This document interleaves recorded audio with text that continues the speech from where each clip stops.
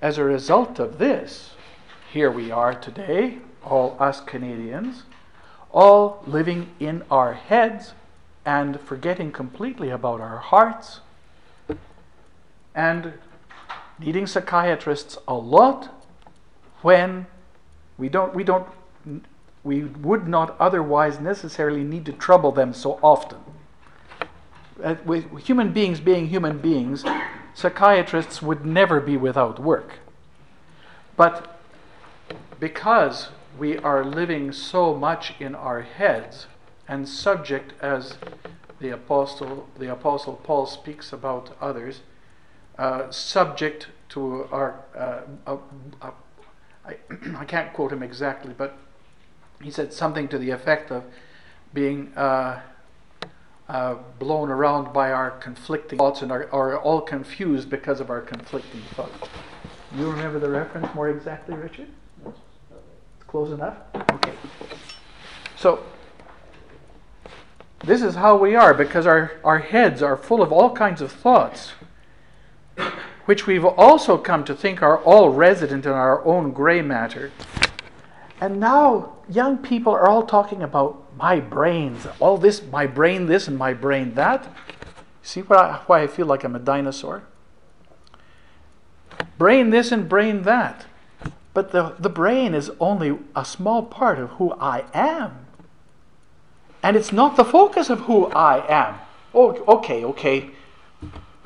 Biologically and medically and so forth and psychologically, we can talk about the brain and so forth and thoughts and whatnot, but that is only a part.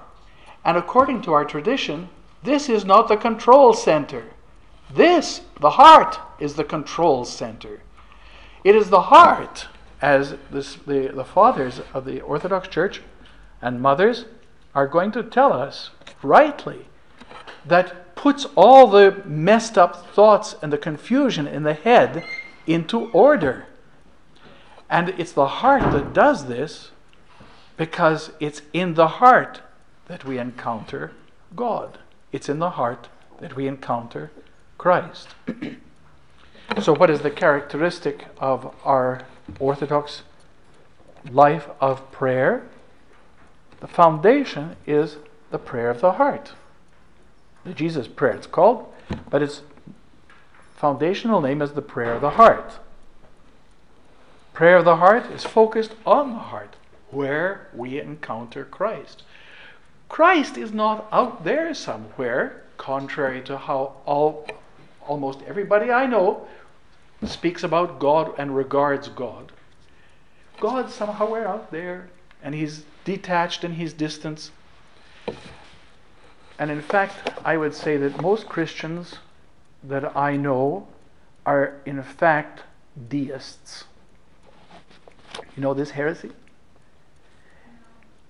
I see some nods, that's good. But for whoever is not completely current about this, it essentially says that God created the whole universe and He wound it up like a clock, and since then He's been reading the paper. There's no connection between...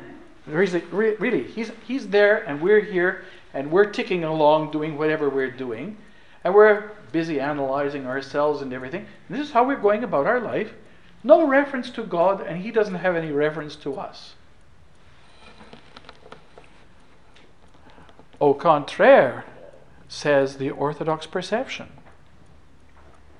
God is completely involved in everything that He has created and is creating, because everything that is the product of His love. And everything has life because of His love. And so everything that exists is the product of His love. And that's why Orthodox people have to be so ecologically responsible. That's why Orthodox people have to be holistic about everything. Because there's no part of our existence, there's no part of the universe that is not affected by God, that God is not involved in. Everywhere is God. In everything is God. And so we address the Holy Spirit as being everywhere present and filling all things. The Lord is in everything. And in us, the focus is the heart. Well, all these things I'm saying, we're so good at living up to.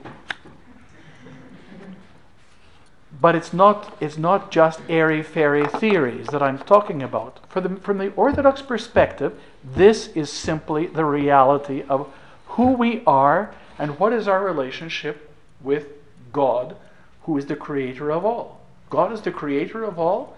Everything comes from his love. He is the truth. And everything else that is true comes from him and is in reference to him who is the truth. There can be many things that are true, but they are only true because they are in reference to him who is the truth. They can claim to be true. Other things can claim to be true. But if they are not really in harmony with him who is the truth, then there's a distortion and the claim is faulty. So, how are we going to live in this environment, which is a difficult and challenging environment, which from the Orthodox perspective is exactly the opposite of how we are supposed to be as Orthodox believers? It's the opposite in many ways.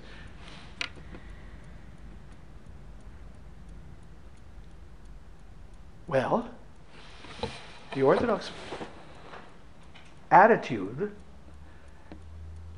can be, in the first place, recognizing that we're no better than anybody else anyway to start with.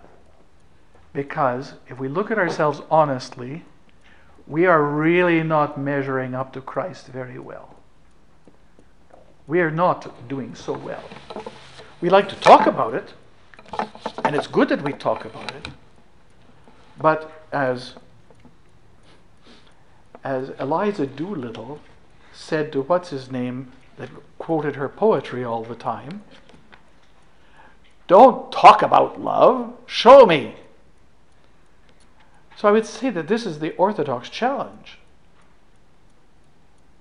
If we're going to profess that we love God, if we're going to profess that we're Orthodox Christians, if we're going to profess that we have some sense of all this that I just talked about, okay, so everybody around us is saying, show me.